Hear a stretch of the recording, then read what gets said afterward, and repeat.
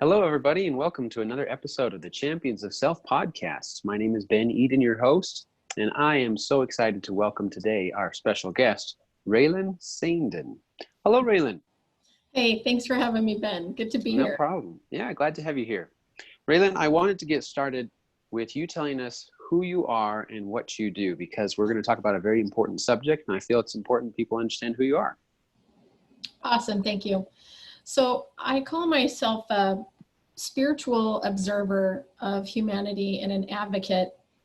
I work utilizing principles of psychology and energy work, energy healing, if you will, to kind of help individuals get over and be able to be empowered through some of the events in their lives that have been stopping them from being who they are and who they want to become, so that they can live their life to the fullest and in a more productive and thriving manner. So Perfect. Very similar to what I do. So that's why I'm glad we connected. yeah, me too. Good. Now, of course, if you are so passionate about doing this and you've learned so many important things, there must mean that there's a story behind it, right? Yeah. So let's go into that. Wow. Okay. So lots to unpack here. I'll try to give the short train version, but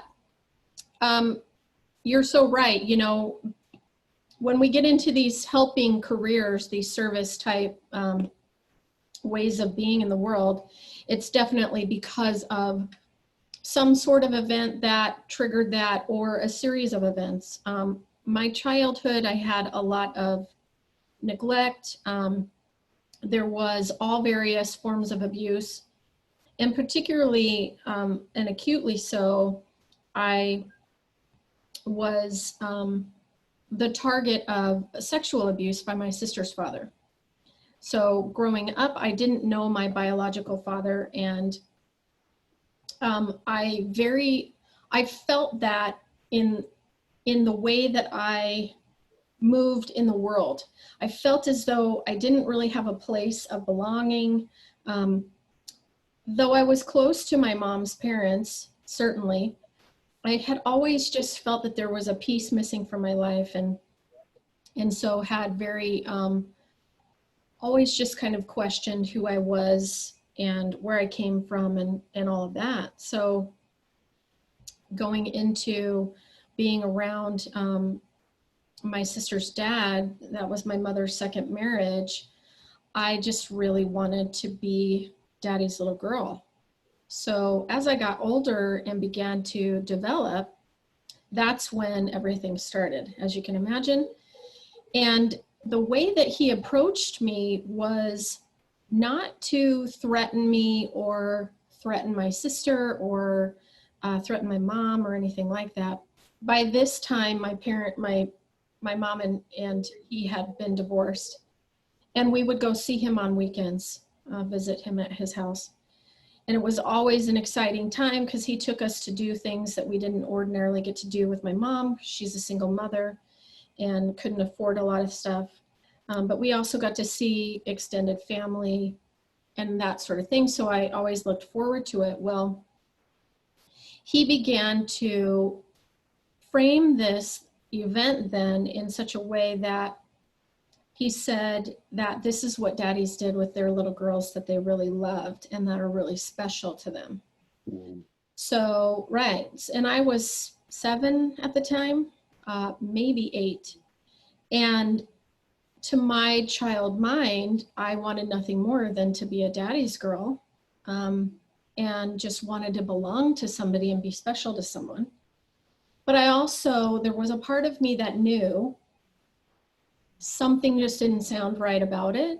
Mm-hmm. But again, I'm a child, and I feel as though, you know, I perceive that, wow, finally I'm special to somebody.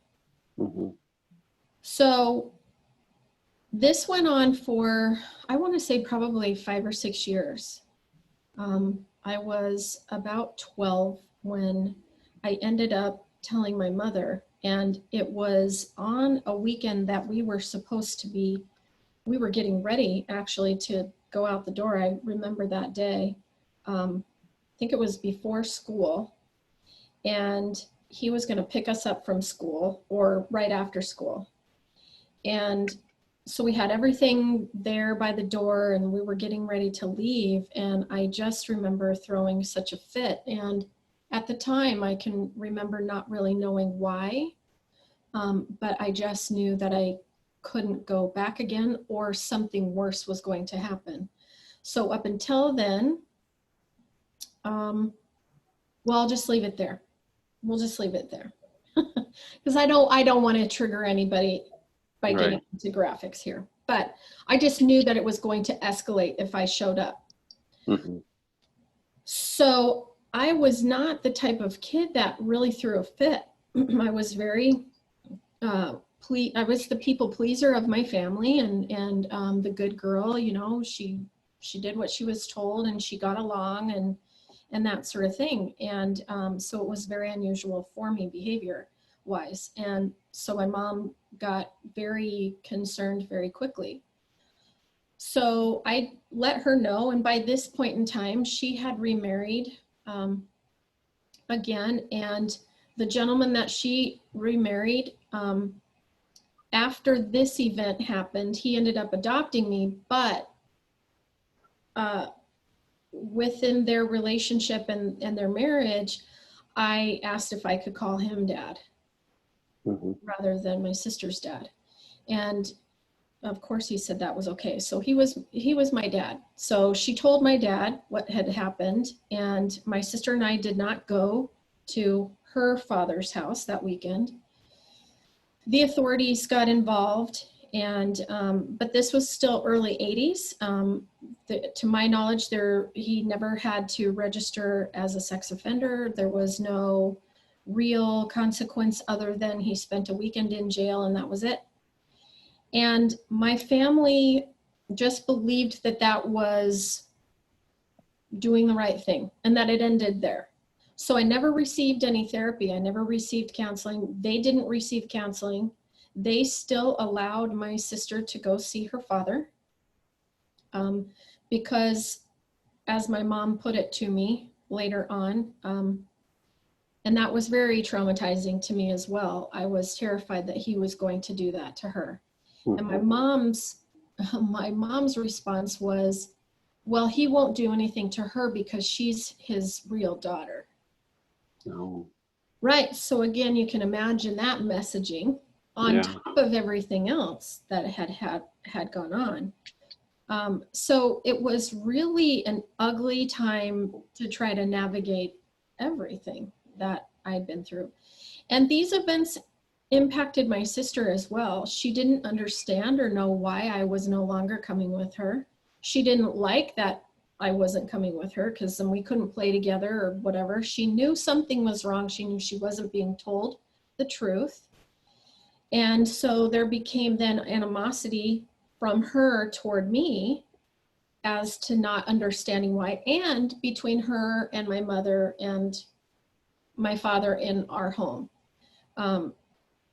And she felt like the family had triangulated against her. So it was a really very unhealthy dynamic in our household growing up. And I tell you the truth, I never did receive formal counseling and therapy until 3 years ago. Yep. And pursued it myself with the encouragement of my husband now and other people and just knowing that it was time.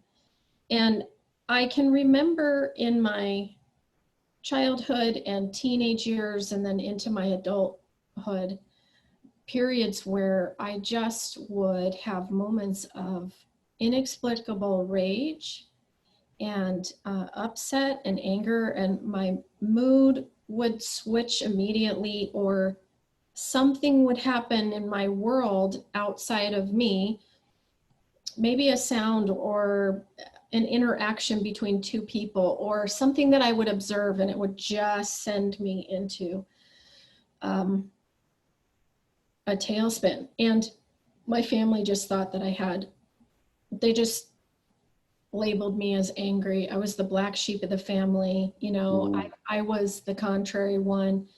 And that's not my personality. They said they would call me a drama queen, you know, any label, right? Making it my fault. So again, these big events happened in my world and happened to me.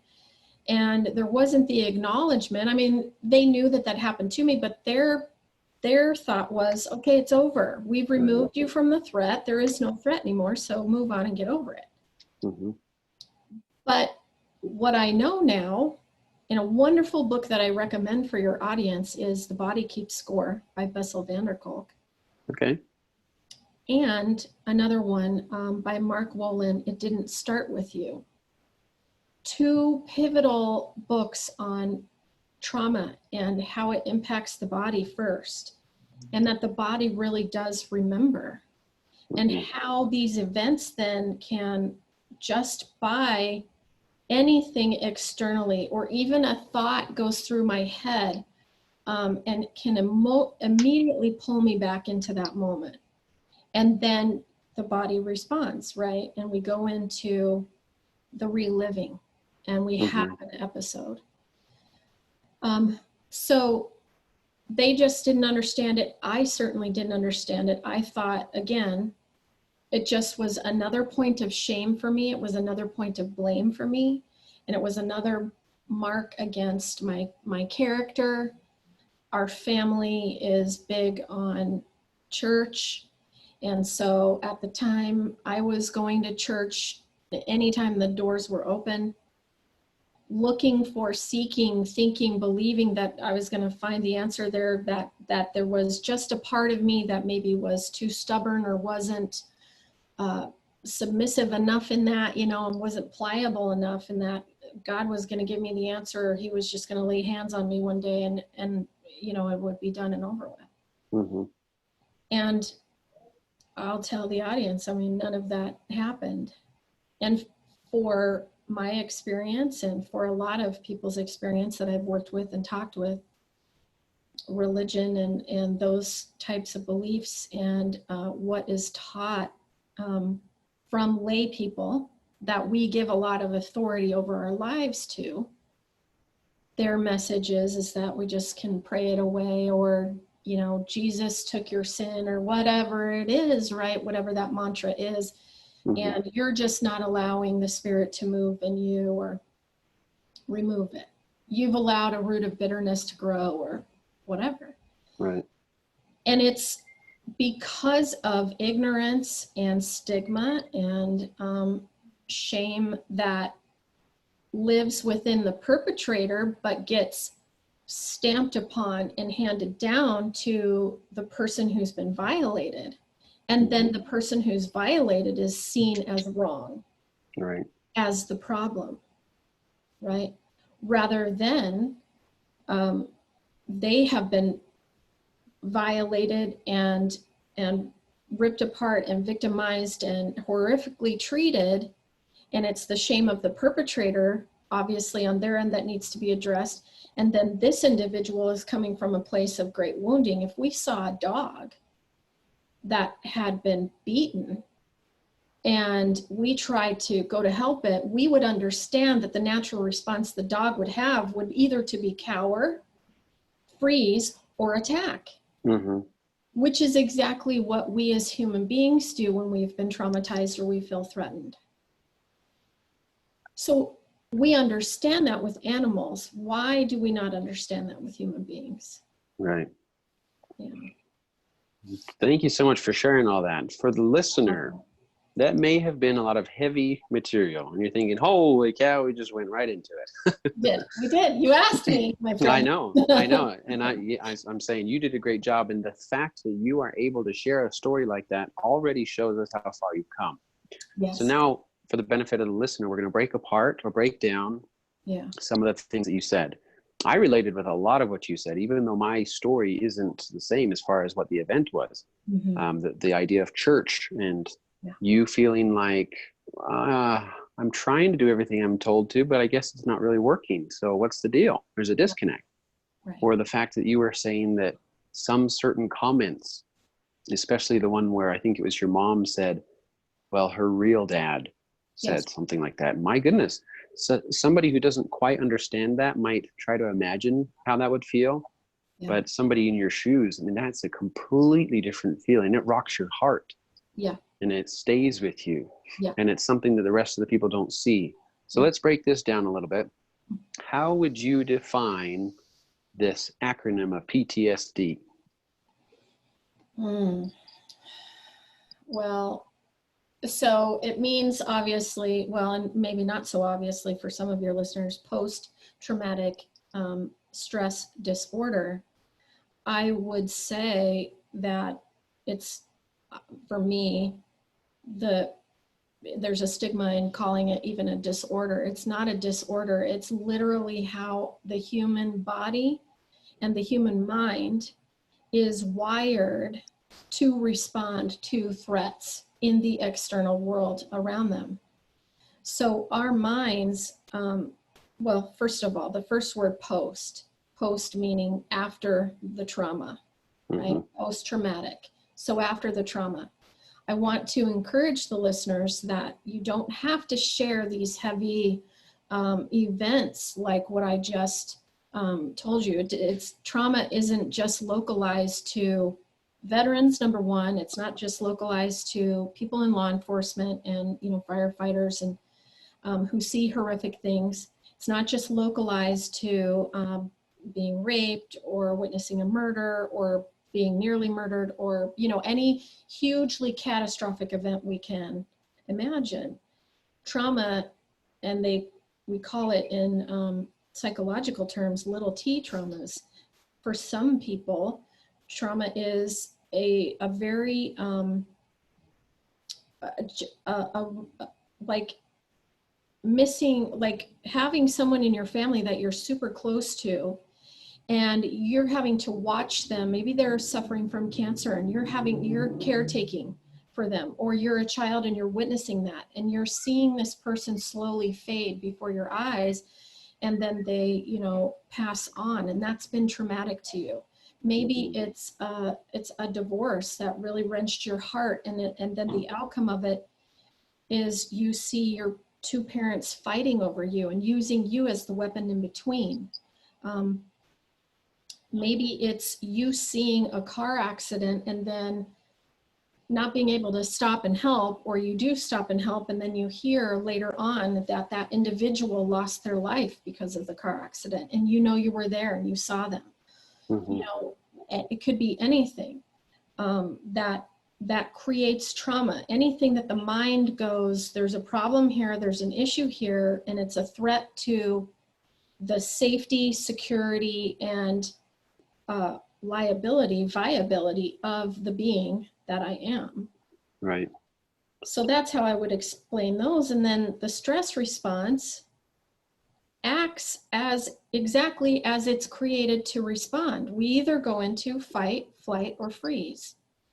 And it's a biological and physiological response that is activated by neurochemicals, by nerves in the body, by our organs, by our brain, etc. And it's an automatic response. Our pupils dilate, our breath goes shallow, we breathe faster, and we're ready to take off and remove ourselves away from the threat. And then we calm down afterwards. But sometimes it's in that calming down afterwards phase and the speeding up of the metabolism where something goes off kilter, and there's a relationship there then where we have mentally made meaning of the event that occurred and imprinted in our bodies and in those responses what happened, so that next time, and our mind does this naturally, it's assessing the environment around us, and if we feel, hear, see, smell something that reminds us of that original event, then we're yanked right back into that original event and we have the same exact response or an even greater response. Thank you. And I wanted to make something clear for everybody listening. What we're doing right now is not to try to have you decide for yourself if you identify with PTSD or if you don't. It's not even to say, oh, do I know somebody else who identifies with PTSD? No. The point of today, and a lot of the subjects that we have in the podcast, is to build understanding and possibly compassion for somebody who identifies with this. And the reason I keep saying identifies with instead of has or whatever is because I'm very careful with labels. Sometimes we label ourselves with something and therefore we define ourselves by it. And now we say, I must be broken because I have this. And now I can't do certain things because I have this. But what I've realized, and again, we're not therapists, we're not trying to diagnose or anything like this, but things that Ray and I have learned are we can relate with things that happened to others. The story that Ray shared, like I said earlier, I related with a lot of the things that she felt. Not exactly the experience, but a lot of the things that she felt. Hopefully you as a listener could possibly relate with those ideas as well. And the point of us sharing this is that now your brain, instead of feeling helpless and hopeless, saying, I fall under this label, there's nothing I can do about it, and it's going to be part of me for the rest of my life. Our message is, it doesn't have to be that way. Right. Your experience is valid. Your feelings are absolutely valid. Whatever it is, the shame, the fear, everything else. But here's an example of how you can move on from it. That's why the title of this podcast, even though it might sound a little redundant, is Post PTSD. Hopefully somebody reads that and says, wait, what? It's possible to move on from it? Yeah. And we're hearing a great example of how to do so. So I hope that's really clear that we're not treading into areas that we shouldn't, but our message is understanding and hope. Yes, 100%. Navigating this on my own, man, for decades, there were times, I will tell you, where I did feel very hopeless. I did feel like I don't know what's wrong with me, but I'm broken. I just can't seem to measure up no matter what I try to do. I'm just not ever good enough. I'm not this enough. I'm not enough, right? And so I do have moments in my life where I really did feel very helpless. It's a learned sense of helplessness and hopelessness because of those events and because of the communication afterwards and the reactions from other people, etc. All of those things feed into that. But there was just and has always been something in my life and an awareness about me and a natural curiosity. I would always ask why? So for me, this has been a big quest of why am I responding these ways? Why does this stuff happen? Why do people do the things they do? Why do we then react in varied ways toward the same event? So I did a lot of my own research, if you will. I mean, I read books on any and every subject, always seeking to understand how the mind works and how behavior works and how conditioning and our environment is and all of that. I pursued my undergrad in psychology. I graduated 3 or 4 years ago with that degree. I have an associate's degree in sign language interpreting, and I've always had a natural curiosity about others and wanting to relate to others and wanting to really be able to communicate to them and with them and understand them. So that really, I believe, is what has kept me going and still keeps me going. Even in the period that we're living in, Ben, this pandemic is traumatic for people. Right. It's triggering a lot of stuff for people. And one of the things that has been helpful to me has been this natural curiosity, but I would say also then brought me into the understanding that there is an energy behind everything that we go through. There is an energy that we possess as human beings naturally. Each one of us has a unique energy signature, just like we have unique personalities, unique hair colors, eye colors, all of that, right? Mm-hmm. And so it brought me then into an awareness of how can I work on my own energy? How can I shift my own energy? How can I clue into what's going on with me in a given moment when I am upset, when something is really going on inside of me, and go inward and get curious about that, and be able to then, through that noticing and that awareness of it, it just wants to be seen and heard and witnessed. And so then when I do that, then I can calm down and I can then understand how I got here. It's like Mm-hmm. having a conversation with someone. Have you ever had this? And then you're talking about a weird topic and then you go, wait a second, how did we get to this? All Right? the time. Right? Same here. So then I get curious and I start to retrace my steps and I start to unravel and unwind, all of that spinning in that moment when I get curious about what's happening right now. I have an example if I could share that with you. Sure. So it's been about 3 years ago. We're from Colorado. We live in Arizona now. We had just moved here, and I told you earlier that, I missed out on a whole side of a family and relationships because of what happened. And so my aunt and my uncle from that side of the family, my sister's father's sister, so our aunt, Mm-hmm. her husband, and my cousins, they were babies when I, wasn't going around the family any longer. So they were little. I missed out on their entire childhood. Well, they live out here in Arizona. And I was so excited because I was going to be getting to, be reunited with family members. So we were over at my cousin's house. I think it was around the 4th of July or something. And we had had a barbecue and we were sitting outside and finished swimming, and the kids were still swimming. And my cousin's daughter got out of the pool and she was cold and she was sitting on a lounger with a towel wrapped around her. And my cousin's husband her dad went over and sat with her and was warming her up and stuff. And he had brought a blanket with him. Well, he brought the blanket with him, and I watched. I thought he was going to put the blanket on their lap. Well, he put the blanket up and over their heads.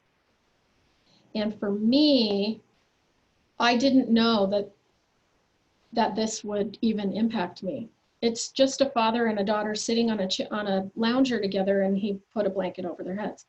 But for me, I was immediately thrown back into a memory, an instance. That happened with my sister's dad, triggered because I was around family members, right, on his side of the family. And before I even had an awareness of what that memory was, my body knew. Right. This is where I'm saying it's the body that knows immediately first. So my body responded, jumped up out of the chair, screamed an expletive, and I hauled butt into the house. And my family, my husband was with me, and that whole side of my family knows exactly what happened to me. So my husband and my aunt immediately said, oh no, okay, what just happened? What just triggered her? Something big just happened. We know why, we don't know why, but they understood that it was from that event. And I was inside shaking and sobbing uncontrollably and screaming. And then my side of my mind was kind of watching the whole thing as I'm falling apart and telling me, hey, listen to me, let's calm down, take some deep breaths. So for me, first and foremost, the calming comes from the deep breathing. That will reset your physiology very quickly in those moments. And then the awareness came of why I was upset. And then once I was shown why I was upset, it was like, okay, you're calm, you're safe, you're standing inside of a house, you're not that little girl anymore, you're not in that event anymore. That event is over. My cousin's husband, we'll call him George. George loves his daughter Jenny, and everything's fine. Nothing was happening, nothing was inappropriate with that. That's just a father and a daughter, you know, messing around, like having fun, right? On a lounger outside. Nothing is going on. Everything is okay. Right. So it taught me a lot in that moment of just how immediate the response in the body is, but also in, even though I was knee deep in therapy and had, you know, just graduated, or was, I think I was winding down my degree in psychology, and you know, I'd done a lot of research and I've done a lot of energetic healing with myself and stuff. But I had this awareness of, okay, these events can still happen, but now I have tools. And I had a lot of tools that helped me through that moment and helped me understand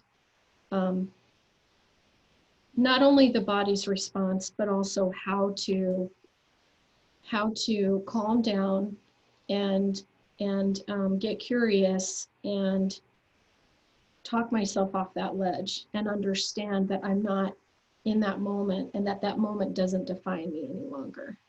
There you go. Powerful principles right there. Yeah. Some thoughts that came to my mind. Our bodies are designed to heal. Yes. So what you're saying is when the energy from the emotions hasn't been allowed to be resolved properly yet, that means the energy is stuck in our body. Yeah. And the body will always say, hey, you still need to deal with this, still need to deal with this. And that's why what we call triggers exist. The body reminds us and it takes us back. And the brain actually doesn't know the difference between something imagined and something real. Yes. So what you and I have learned is that as we gain these tools, then what our emotional side of the brain and logical side of the brain, our logical side of the brain now catches up and says, okay, I understand that my emotional side is trying to survive. Yes. But I'm okay. And so now here's what I can do. I'm not broken. I'm not hopeless anymore. Yes. Yeah. And I'll tell you, all of that, Ben, it felt like I was standing there in my freak out, you know, in that triggered moment. It felt like I was there for a half an hour. And I'll tell you, it was probably less than 5 minutes. From the outburst, the jumping up, the running inside, the uncontrollable sobbing, and the standing there getting curious and processing all of it. And then, you know, coming out of it and calming down and being, you know, just walk it off, you know, and all of that was probably less than 5 minutes. I kid you not. And it's interesting how the mind does that, right? But having those tools, I'll tell you, really, I was so grateful for that in that moment. Really, because I could, and I knew that I could get myself through that, and I knew that I was okay, and I knew that I was going to be okay. Yeah. And I knew that I was more than the sum of what I was feeling. Prior to all of that, if I had that big moment, and I'm sure some of your listeners will identify, it felt like I would be going underwater, like I was drowning. And there was no hope of getting out of it. I couldn't, like the waves would just keep coming because I didn't have the tools to stop the spinning, to stop the current, to calm the storm. I've heard that analogy before, and I really wish I remembered the quote. But yeah, it's that idea of we feel like we're drowning, the dam's about to break, but these tools that we're talking about is like giving you a raft. Yes. Yes. A raft, a paddle, a life jacket, you know, Yes. right? And someone has got a rope and is yanking us to the shore and out of that whirlpool that we're heading toward, all at the same time. There you go. Yeah, yeah. So I think to summarize one more time, just to make sure everybody's clear, what Ray and I are talking about, I hope you can relate with some of the feelings and understand some of the tools. What I often say is when we understand and acknowledge our emotions, we then have power over them. We now understand, okay, it's a locked energy. How can I release it properly? As I gain more aptitude and ability to do this, then when other emotions come, then I'm not so knocked over by them, right? Now, what Ray and I have both experienced, and what we also advise, is if you need to see a therapist to help you get through this, absolutely do that. 100%. If you need to work with a coach, do it. If you need to talk to somebody, do it. Don't try to do it by yourself. But our message is, guess what? There is a possibility and there is hope for you. Yes. Okay. Good. This has been some good stuff. And I really hope people get that feeling of hope and not, oh my goodness, this was heavy. I don't think, I think we've done an all right job at that. So yeah, I do too. And I really do. I want people to understand that, you know, and I think part of my service to others is because I along the way had to kind of piecemeal and you know, discover these things for myself in my own healing journey. And I don't discount that. We can learn so much by digging and discovering ourselves. But if we can, along the way, help others to avoid, or at least to get to where I am now much sooner, you know, that's valuable because we see people and I've known people that just had not had the tools and the community, right, and the support around them, and you know, it's been unfortunate for some people, but there is life on the other side. Absolutely. Absolutely. And I don't, though I know that that's what's happening when these moments arise, I don't identify with it like you've said, because, and I agree with you, words and labels have power. They hold meaning. And just like with, I said earlier, I don't like the word disorder in there because it's not a disordering. It, post-traumatic stress, the stress response is operating as it's intended to operate. So that's not disordered. It's the,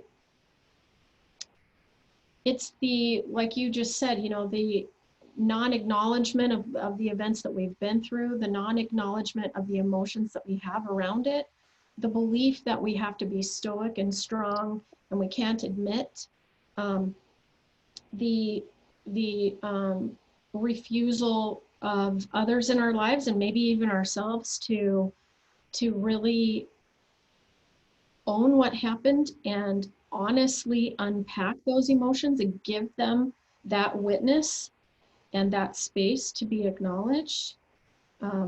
That's where, you know, issues come up, right? But I absolutely agree with you. If we would just,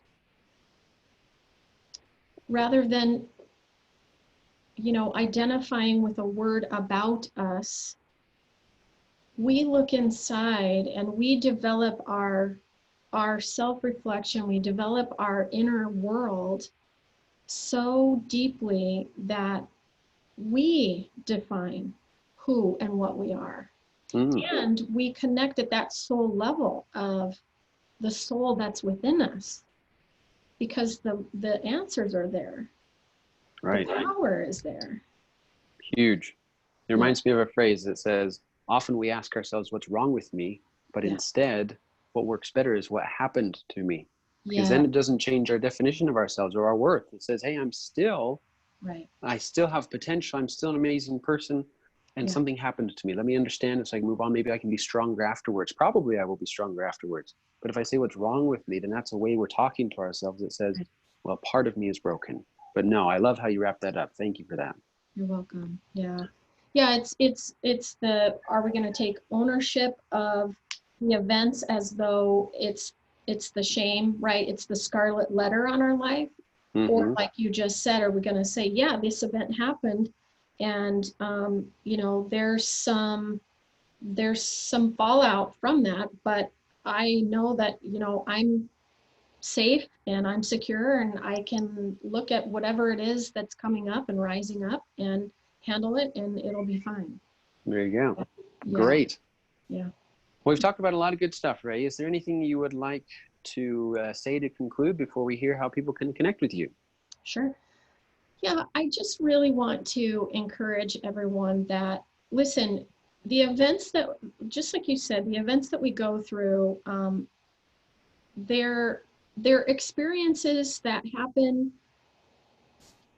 and I will say revolutionary, with a revolutionary thought of framing, is that they happen for us. What I've gone through, I don't see as myself as a victim, and I don't see it as something to be ashamed of. It's not my shame to carry. But it really has been something that has propelled me, has pushed me forward in my life, to overcome and to be able to relate to other people who have suffering, who are going through similar events, who feel as though life is just so challenging, or what they've gone through is just so challenging. And it's the way that we frame things, it's the meaning that we give stuff, and to be very careful with how we frame that. Once I started saying these events happened for me, for my benefit, and I started to recognize all of the good that was there, because there's beauty in everything. I love the Japanese art of putting pottery back together is called kintsugi. And what it does is it takes a piece of pottery that has been broken into shards, and it will use either molten silver or gold or pewter or something that is melted down, and it's used as the glue that brings that piece back together.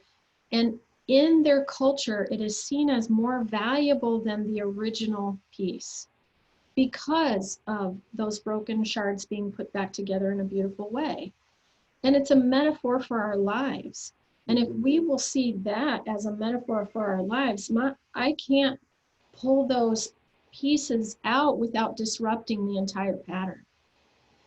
Nor would I want to. Yeah. Nor would I want to. And I guess that's the biggest message that I share with people and would love your audience to understand, is that, you know, these events are the fabric of our lives, and it's the meaning that we give that tapestry that has the final say. I chose to have the final say in the events that happened to me. Right. No, I love it. Those are some good imageries. Thank you. You're welcome. So Ray, if anybody would like to connect with you on social media, how can they do so? Thank you, Ben. You guys can find me on Facebook at Raelin Saindon. I have a business page called The Healing Space CO. You can see it on my sign back here. It's just The Healing Space CO. I'm also on Instagram as The Healing Space CO. I'm on Twitter, Raelin Tao, that's Tao. And I have a website, www.raelinsaindon.com, and you can find me there. And if I could, I'd like to share a little bit about my book. Sure. Okay. Go ahead.